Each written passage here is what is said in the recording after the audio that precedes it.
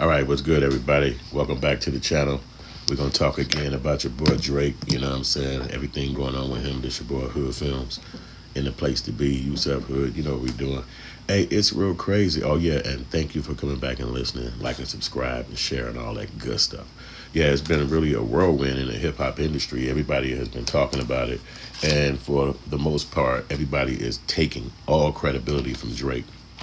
And it's real sad because 15 years at the top, and then something like this happened and he can't take it. And you could really see somebody self destruct. And it's really just the tough times. You know, they always say tough times don't always stay, but don't always last, but tough people do. And it seemed like when he get to these, especially this one, when he get to a beef at this magnitude, he can't take it. He ready to run for the hills and cry. And basically make light skinned people look bad. You know what I'm saying? It's like, what's your problem, bro? It's a beef. It's all that is. You got to fight. You got to argue sometimes. You got to, put your stuff out there, talk your smack. But at the end of the day, you still a boss. You still who you are. You still a major artist. Nobody taking nothing from you. But in his own mindset or his own regard, he feels like, a lot was taken from him with the with the young boy just dissing him to such a high level. And I don't think that he's able to walk away from it. The people are thinking that he's starting this beef and this suit because he ultimately want to sue Kendrick Lamar. I mean, that's what his ultimate idea is. I got to sue Kendrick for calling me out like that. And it's kind of crazy because it's like, dude, what are you doing, man? Just move on. You know what I'm saying? Just be a boss and go get into other stuff, and see it in real life, you have to actually fight. You know what I'm saying? And you fight with your craft. You fight with your gift. If you've been a top rapper in America for 15 years, who could stop you? Who could come up out of the nowhere or out the ashes and then be at your level or be somebody that you could have to contend with? It's almost like at a job. If you've been at a job for 15 years and then somebody else came in, they've been there for 6 years, and all of a sudden they want to get your spot or they want to come and start doing the job you're doing, it's easy for you to be like, yo, this is a seniority situation. I've been 15, you got 9 more to go. So everybody underneath you, you can go tell them what to do, But when it come to me and my crew, we're seniority. We basically got a lot more call than you do. And so Joe, I don't think Drake looks at it like that. I think he look at it like he fell off. Like by allowing that to happen to him, it stopped him all the way. Like that was the end. You know what I mean? So suing his own record label, coming up with these ideas that they was playing other people's music instead of playing his, and it's like you got to prove all that shit. You know what I'm saying? You can't just claim it and then walk away. You have to have proof that any of this stuff happened, if at all. And especially if judges and lawyers and courtrooms is getting involved. Imagine this. They told his lawyers to preserve the forms, the paperwork. They said preserve that because we're going to need that in the court case. But if it's your paperwork and that's at your office, it would kind of be easy for you to manipulate that shit. Read copies, get new copies of stuff, or make it to a level or element that is going to benefit you. It's not going to be too hard for you to set that up. You know what I'm saying? So somebody like Drake going through what he's going through is really crazy. And the industry is just, speaking loud about it. Let me see if I can hear, if you let you hear what one of the people said. One of the people have to say about him. Dog, you've been back and sending messages to this wife. Drake. Now this the moment we are. Let me see if I can get past my man talking. I'm just at least do that. Let's go. And he's fucking white. Of shit you can possibly be. I'm not here to fuck ears, and now we're here to get it. He's a selfish, lying, manipulative sack of shit who has made enemies for 15 years, and now we're here at the fucking boiling point. It both could be true. You've been behind the scenes, being the biggest sack of shit you can possibly be. I'm not here to fucking play games with you niggas. Niggas know what it is out there. That's it. And he's fucking white. And he's Jewish. And he had too much dip on his shit. You've been behind the scenes, hitting baby moms, sending money to baby. Yo, dog, you've been back and sending messages to this wife. talking shit about fucking, hey, but this nigga's mom died, hey, all that's cool, but where my beat at, nigga? I don't give a fuck that your mom died. Dog, this has been a sack of shit behind the scenes, and because he got fans and had Lucian, everybody just get to turn a blind eye. The blind eye days are done. That's done with now. I don't want to hear none of that shit now.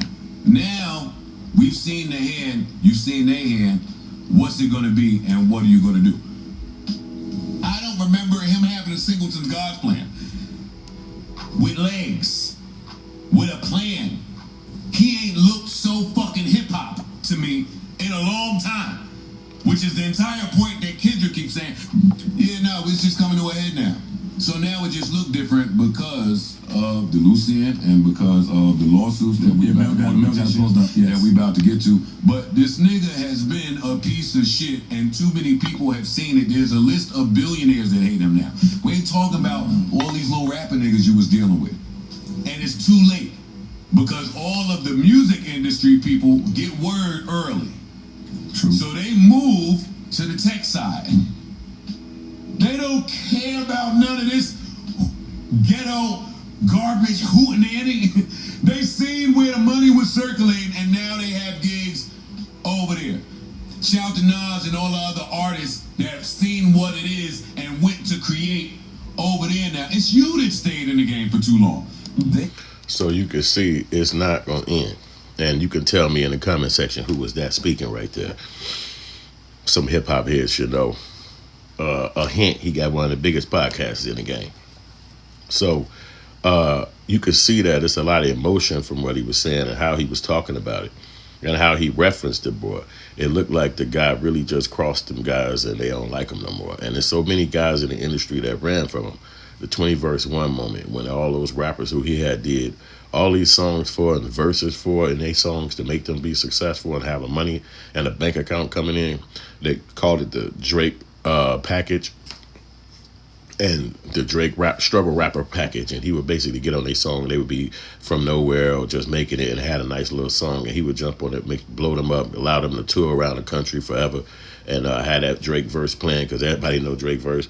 But none of those guys came to his rescue or support or backed him up when he had to beef with Kendrick Lamar. So it looked like he was out there on his own. And so it looked like even his record label, from his perspective, didn't stand tall with him. And that's going to make anybody upset. Like, what you mean y'all ain't going to stand tall with me, man? I'm the guy. I did all this work, did all this, trying to grind.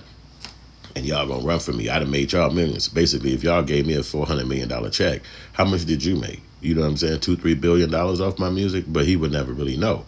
So this is a way for him to kind of dig into the records and figure out what was being done. Did he make more money than they telling him, or did he not make that kind of money? And why would they promote the other guy, even though they both on the same record label, but not necessarily record label? I think Kendrick just got like a publishing deal with them. So it don't necessarily, they're not necessarily on the same label, but the label do have a responsibility to promote his music so that they can get their bottom line together. So Drake can obviously try to put a wedge in between that and seem like the record label was pushing the other guy's song more, but that would be their job. So it would be kind of crazy for somebody to sue you for doing your job. That's the actual idea of the job, is to promote the artist's music, whoever the artist is. So if we promote them further than you, that you can't say I'm wrong for that. It's just what we agreed with. The people showed us and told us what was the hot one, and we just pushed it. So it's a little off-putting for him to be like, yo, it's y'all fault. It's you the reason. And so it just don't seem like it's genuine.